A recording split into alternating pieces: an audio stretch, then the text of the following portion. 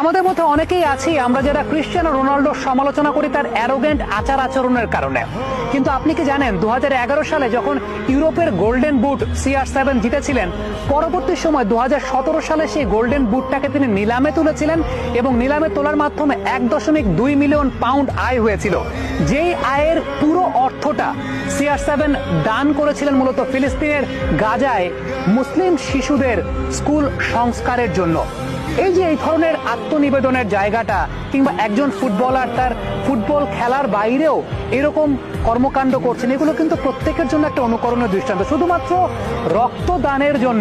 রক্তদানের জন্য তিনি শরীরে কোনো প্রকার ট্যাটু অঙ্কন করেন না। আমরা বিশ্বব্যাপী অনেক ফুটবলারকে দেখি যে শরীরব্যাপী ট্যাটু করছেন, এটা একটা ফ্যাশন বা আইকনিক একটা স্টাইল হিসাবে ব্যবহৃত হয়। বাট ক্রিশ্চিয়ানো রোনাল্ডো ট্যাটু ছাড়াই তিনি আইকনিক স্টার। কারণটা হচ্ছে তিনি ট্যাটু গ্রহণ করেন না, এই কারণে তিনি রক্ত দিতে পছন্দ করেন, কিংবা